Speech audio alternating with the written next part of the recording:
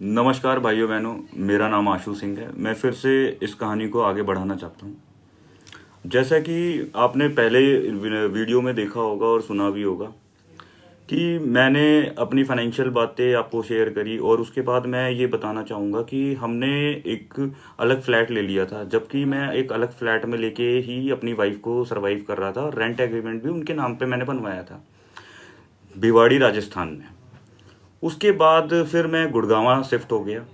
गुड़गांव जब मैं शिफ्ट हो गया तो कुछ महीने के बाद मेरी वाइफ की माताजी हॉस्पिटल में हॉस्पिटलाइज थी, तो मैंने वहाँ पे अपना ब्लड भी डोनेट करा, जैसा कि मैं जो कर पाता था। मेरे पास पैसे नहीं थे, लेकिन मेरे शरीर में जो था वो मैं दे सकता था। लेकिन उस फैमिली को कभी ये ट्रस्ट नहीं हुआ कि ये बंदा किस टाइप का है। ठीक है जी, लेकिन मैं जैसा भी हूँ, भगवान ने जैसी भी शक्ल दी है उसी के हिसाब से अब सरवाइव तो करना है लाइफ में।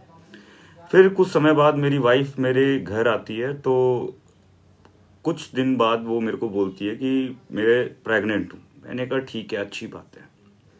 फिर मैंने गुड़गांव के सिविल हॉस्पिटल सेक्टर 10 में प्रॉपर इलाज ट्रीटमेंट कराया। ट्रीटमेंट कराने के बाद 16 नवंबर 2022 को मैं उनको लेके गया। वो कहती थी कि आपका ये रेंट का मकान है, यहाँ पे मैं नहीं रह पाऊंगी, यहाँ बच्चा नहीं सरवाइव होगा। तो भी मेरे से डेली तू तू मैं होती थी हम दोनों में आपस में, लेकिन मैंने कभी किसी को बताया नहीं। आज जरूर पब्लिक को बताना चाहूँगा। जीवन में बहुत सारे उतार चढ़ाव आते हैं, लेकिन इंसान को हमेशा एक सही डिसीजन लेना चाहिए। ठीक है, मैं छोड़ के आया। उसके बाद मैं 25 दिसंबर को वापस रिटर्न गया 2022 में। तो उनके पिताजी और मेरी वाइफ ने मुझे वहाँ से भगा दिया, और उनके कुछ अन्य परिवार भी उसमें शामिल थे कि तुम यहाँ से जाओ। अन्यथा मेरी वाइफ बोलती थी कि मैं कुछ खाऊंगी नहीं। मैं ठीक है, मैं चला आया वापस दिल्ली। दिल्ली आने के बाद मैंने 10 दिन बाद काफ़ी ट्राई करा। मेरा कॉल बैक नहीं जाता था, कॉल जाती थी कोई पिक नहीं करता था। हॉस्पिटल के बारे में पूछता था तो नहीं बताया जाता था। फिर कुछ महीने बाद, 3 महीने के बाद, 2023 15 मार्च को मेरे को एक पुत्र पैदा होता है। मुझे अन्य व्यक्ति के जरिए पता चलता है 18 मार्च को रात को 11 बजे मेरे पिताजी मुझे फ़ोन करते हैं, तुझे ऐसे ऐसे एक बेटा हुआ है। देन फिर मैंने ये करा कि अब मैं जाऊं तो जाऊं कैसे, मेरे पास पैसे नहीं है। मैंने मेरे एक फ्रेंड से कुछ बोरो करे पैसे, और मैं वहाँ गया। वहाँ जाने के बाद मुझे मेरे बेटे से नहीं मिलने दिया गया। वहाँ पंचायतें हो रही थी अलग अलग तरीके की। अब इसमें जो था कि मेरी को मेरी वाइफ से मिलने नहीं दिया। उनकी बड़ी बहन थी, एक कोमल नाम है, और एक उनके जीजा अजय सिंह। तुम जाओ यहाँ से। ठीक है, मैं मेरे को डराया धमकाया, मारने की पीटने की। मैं फिर भी बैठा रहा। 1 घंटे तक मैंने उन सब लोगों की बातें सुनी। सुनने के बाद मैं वहाँ से चला आया।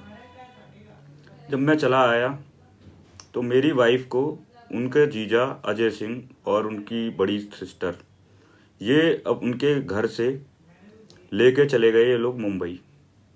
मैं कॉल करा, मुंबई कॉल करा इनके सास ससुर को कि ये क्या हो रहा है। तो बाद में गांव समाज से समझ में आया कि उनके एक पुत्री है, तो 15 साल की होगी, उनको आज तक बेटा नहीं है। तो इन्होंने क्या करा, मेरी बीवी को बरगला के किसी भी तरीके से, चाहे जो भी नंबर, कांटेक्ट नंबर सब चेंज कर दिया। मैंने कई बार फ़ोन करा अलग अलग अन्य अन्य नंबरों से, लेकिन मुझे कोई रिस्पॉन्स नहीं मिला।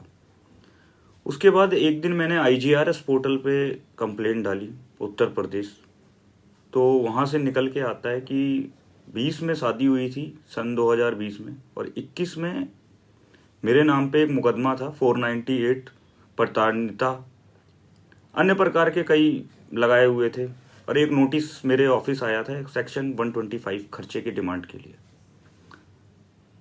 तो खर्चे की जो डिमांड थी वो उसके लिए मैं मिर्ज़ापुर कोर्ट चाहता रहा। पिछले 2 वर्षों से मैं लगातार जा रहा हूँ। अगली पार्टी जो है वो कभी सामने नहीं आई है। मैं बिल्कुल अब परेशान हो चुका हूँ, तो मैं पब्लिक के सामने फेस करना चाहता हूँ सारी चीज़ें, कन्फेस करता हूँ कि मैं आज भी अपने बेटे के लिए, मेरा बेटा कैसा है कैसा नहीं है मैंने तो देखा ही नहीं है, किस हालात में है, मैं देखना चाहता हूँ, मिलना चाहता हूँ। और आप सभी भाइयों से बहनों से निवेदन है कि ज़्यादा से ज़्यादा वीडियो को शेयर करें।